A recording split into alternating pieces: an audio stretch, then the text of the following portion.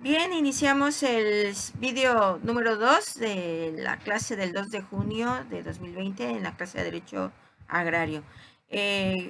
Quedamos en que en este vídeo vamos a hablar de tierras de asentamiento humano, tierras parceladas y tierras de uso común. Recuerden que estos tres tipos de tierra forman e integran lo que son las tierras ejidales.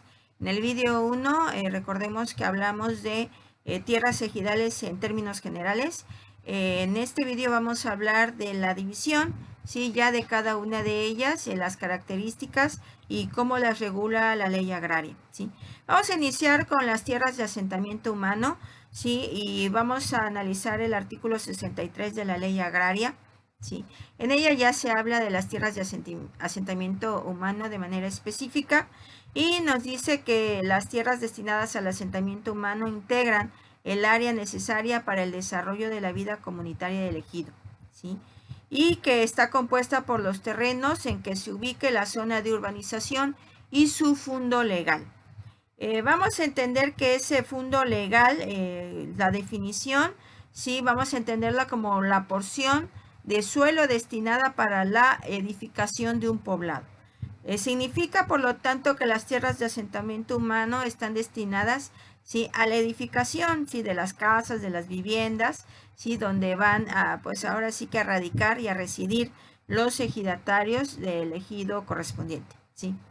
Esa parte de las tierras ejidales sí puede construirse, sí está dividida prácticamente en lotes solares, que viene a ser lo mismo, el sinónimo de solar es un lote, la mayor parte de las veces en la práctica se les denomina lote, sí, que son extensiones de terreno, ¿verdad? No tan grandes como una parcela, sí, pero sí es una extensión suficiente para que en ellas el ejidatario construya su vivienda, su casa, ¿sí? Y pues ahí viva cerca de su parcela precisamente para que tenga todas las facilidades para cultivar la tierra, ¿sí? Y no tenga que trasladarse, ¿verdad?, de un poblado a otro, si ya ahí mismo las tierras que han sido dotadas, de las que han sido dotadas el ejido, sí, hay esta parte que se llama de tierras para asentamiento humano, y es ahí donde se constituye el fundo legal. Si recuerden que el fundo legal es el suelo, el espacio, ¿verdad?, donde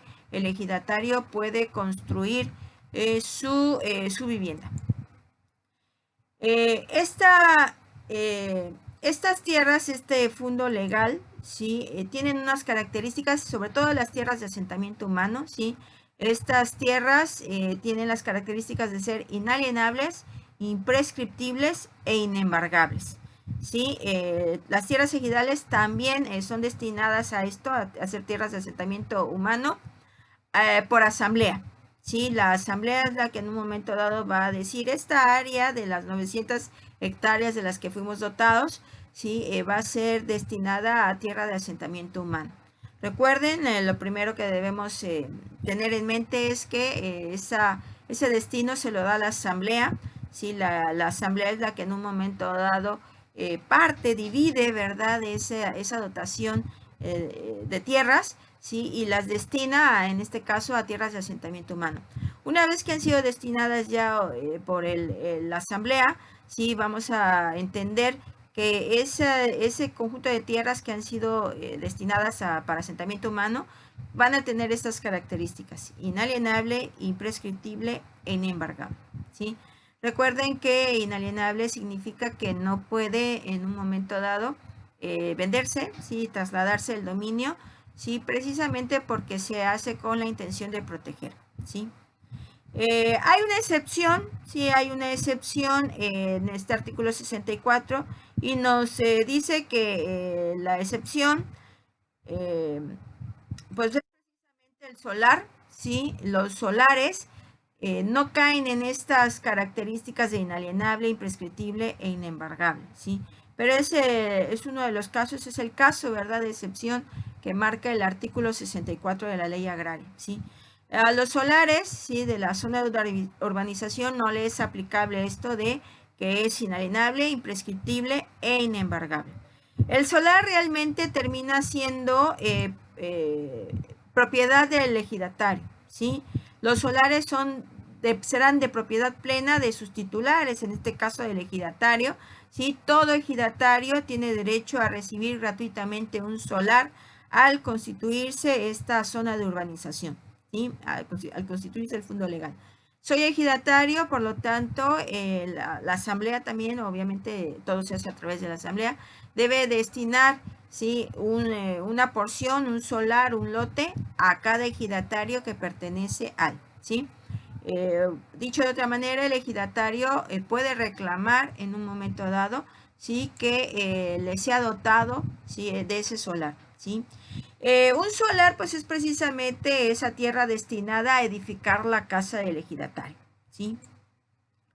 Bien, los solares urbanos, los solares, ¿sí? Están, al ser propiedad, al tener propiedad plena el ejidatario, sino deja de regularse por la ley agraria, ¿sí? Y el ejercicio de esos derechos se van a regular por el Código Civil, ¿sí? Y por tanto va a quedar bajo competencia del fuero común, ¿sí?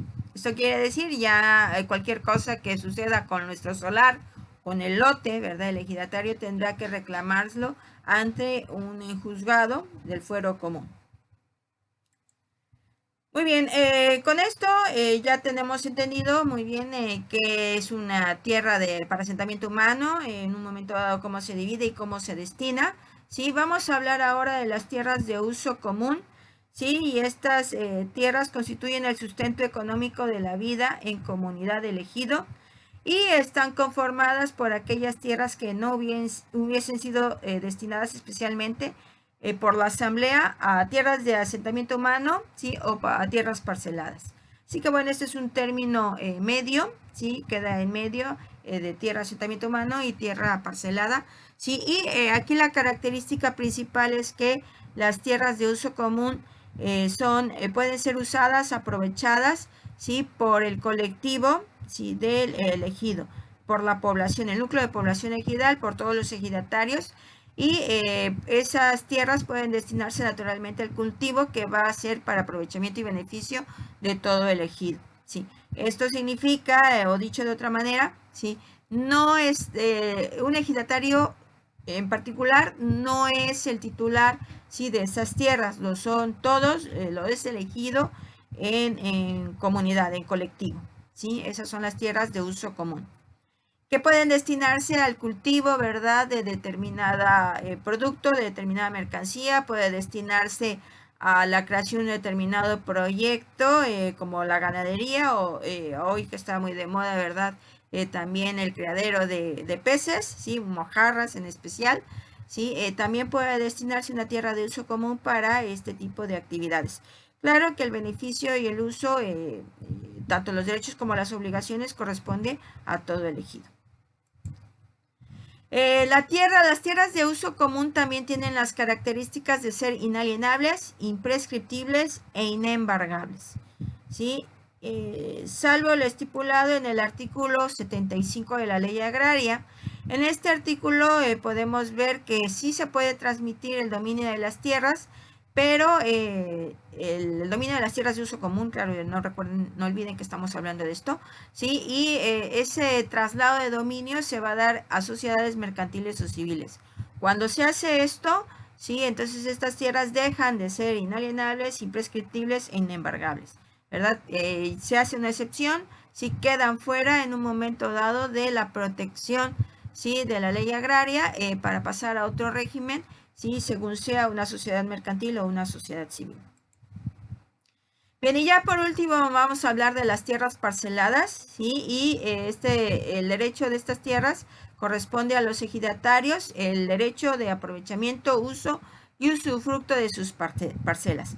Ya las tierras parceladas es la extensión de tierra que va a ser destinada a todos y a cada uno de los ejidatarios en particular. Sí, ya una vez que ha sido destinada a determinada área geográfica de la parcela, del ejido, ¿sí? Ya va a haber un titular, ¿sí? Respecto de esa parcela. La parcela es la unidad en un momento dado del ejido, ¿sí? Y el titular, pues es un ejidatario, y ese ejidatario tiene derecho a usarla, disfrutarla, ¿sí? Pues obviamente de estas tierras. no, no puede venir el comisariado ejidal, no puede venir el ejido, la asamblea, ¿verdad? Y perturbar ese uso, ese aprovechamiento, ¿sí? Porque entonces ya estarían contrariando lo estipulado por la ley. Es así como en el artículo 77 de la ley agraria encontramos, ¿verdad?, cierta protección para ese ejidatario que ya tiene su parcela, ¿sí? Y en ningún caso la asamblea ni el comisariado ejidal pueden usarla, pueden disponer de ella, ¿sí? O destinarla a la explotación colectiva sin el consentimiento del ejidatario, ¿sí? Este consentimiento debe darse por escrito, no de manera verbal. Sí, recuerden que si la ley marca que hay que hacerlo por escrito, de ninguna manera un consentimiento de manera verbal va a darle validez a la explotación, ¿sí? Colectiva de esa parcela. Recuerden que el único que puede explotar esa tierra parcelada que ha sido destinada a un ejidatario, es ese ejidatario a quien se ha destinado y que se ha convertido ya en titular, ¿sí? de esa tierra parcelada. Muy bien, pues entonces vamos a dejar aquí. Hemos terminado ya de hablar de las tierras parceladas, de las tierras de uso común y de las tierras para asentamiento humano. Bien, en otro vídeo les explicaré lo que es inalienable, imprescriptible e inembargable. Son términos sencillos, pero que aplican tanto para las tierras de asentamiento humano como para las tierras de uso común. Estas características no se ven en las tierras parceladas. ¿Sí?